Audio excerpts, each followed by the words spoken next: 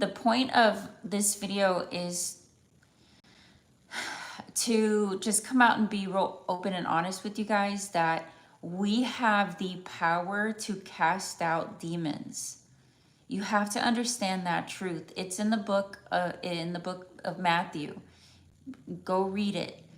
And often we think that we're given these powers of healing the sick and powers of casting out demons in other people, right? Like that's probably what you're thinking. These powers you must use on yourself. I do get a lot of questions like, tell us more about your journey. Tell us more about the relationships that you've had to overcome. When you have been living in the dark and you give your life to Christ, and the promise is that we are now given the power to heal and to cast out demons. That begins with you, right? Jesus tells us, which Jesus is God in human form. I just want to get that straight.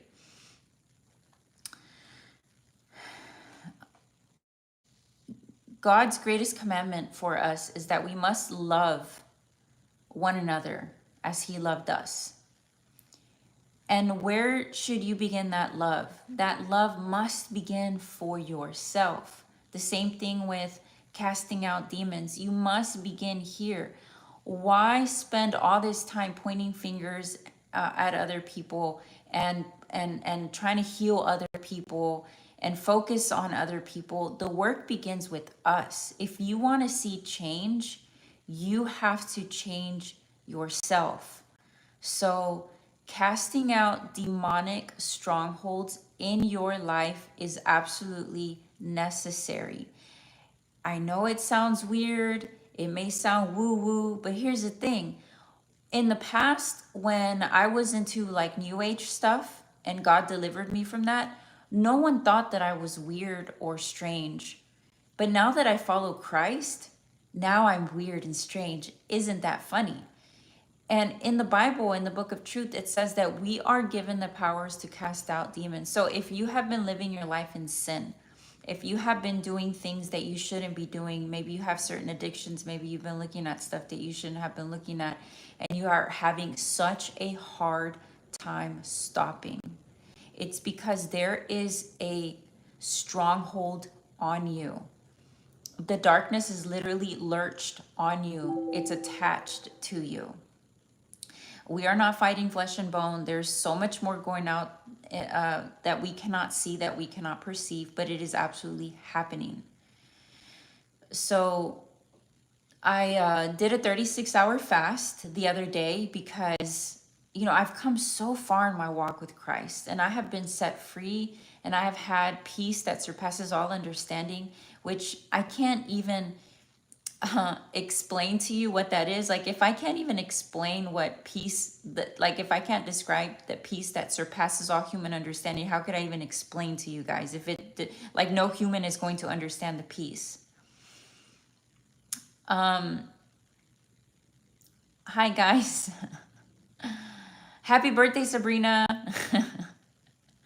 Thank you, Larry, for the prayers. I really do appreciate you guys being here with me live. And like I said, I try not to get too distracted with the comments, but I do want to acknowledge you, and I do want to thank you guys for being here with me. And there will always be trolls, right?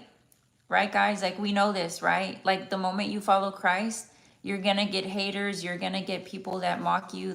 You're not gonna be liked. And you know what? That is a good thing. You know why? Because it lets you know that you are on the right track. So when I get these people that mock me for loving Christ, it doesn't even penetrate. It doesn't hurt. It actually makes me realize that I'm on the right path. So I just want to remind you guys of that. So I know, like, I coach women, and some women are like, well, I just kind of came to the Lord, but I don't want to seem like this churchy person or this Bible thumper or this Jesus freak. And I know exactly what you're talking about because that was me. I was so afraid of what the world was going to think of me. But once you make it to the other side, you love God so much that all you care about is pleasing God, and you want to continue to purify your heart. You want to continue to purify and wash away from sin. You start to learn what is sin, what is good, what is bad, and you start to mold and put your hands put yourself in the hands of God so that he can mold you. You're like the clay, and he's the potter. So I go back to casting out demons out of your own self. Yes, there are in there, especially if you, with sexual immorality. I posted a short video. There was a guy, countless stories of this, guys. There was a guy that was addicted to porn and had a sex addiction, and he woke up one day and there was a demon on top of him having sex. He was delivered from that, and that demon came back and wanted more. The demon was so scary, and it looked at him, and she said, "But you can't leave me. It's gonna come back, guys. This is a fallen world, and the reason why you feel so out of place is because once you are a child of God, once you are born again, once you have accepted Christ, once you have accepted that there is a God and God does exist, you no longer fit in this world anymore. It's so uncomfortable. You're gonna be mocked. And the other thing too is that the desires of your heart are gonna change. You're no longer gonna seek the same things that you sought when you were living in the world. Now you live in the spirit. And now you live for peace. And there's no price to peace. Absolutely not. Look at all these artists that are turning to Christ. Look at all the stuff that's happening. Everything that's done in the dark will come to the light. It's only a matter of time. Look at Hollywood. The proof is there. It happens over and over and over. So I created a members only on my YouTube channel because I will be talking a little more in depth on how to cast out demons out of your own self. I have to do that for myself because I think that if you're serious in your walk with Christ, you will do everything possible to continue to cleanse, to purify your life, because you will crave the peace that surpasses all understanding. And I got a taste of that. And I got pulled back by the darkness. And I said, whoa, I realize what's happening. What is it? Because I'm living pure now. What is it? Well, it's what I had allowed inside in the past. It's still there. So there are, do you guys remember in the book of it's either Matthew, Mark or Matthew, where Jesus heals the boy that was possessed with the demon, the demonic spirit inside the boy. And his disciples were like, well, how come we weren't able to cast out this demon out of this boy? And Jesus said that there are some things that prayer and fasting. And you may have tried to heal from your sin. Maybe you're addicted to porn, maybe you're addicted to sex, and you've tried, and you keep falling. Well, don't give up, because a righteous man falls 7 times and a wicked man will never stand. But you continue to rise. You continue to repent. Have you done fasting? And if you've done absolutely everything that you possibly can and you're still dealing with this addiction, you guys have to understand that there's chemicals going on in the head too with these addictions. So don't be afraid to go to a doctor, go to a men's group to get the help that you need. Okay, I'm gonna kind of pause my thinking and my thoughts there so I can read some of these comments. Should I fast and just drink water? That's a very good question. So I do recommend that you watch the videos. I actually have to get off in a little bit because I'm about to head out. I just jumped on this live, but I have to leave soon. So when you start your fasting to release some of these demonic strongholds, should you do water? Yes, water, and you may want to do a little bit of electrolyte water. I had to also throw in some dark coffee because I started drinking caffeine, and that's something that I'm weaning off of. I probably drink a little too much caffeine, so I did drink black coffee, and I did my fast for 36 hours. And be very careful with what you eat after you get out of your fast. And please check with your doctor. You know, make sure that you are physically okay to do a fast.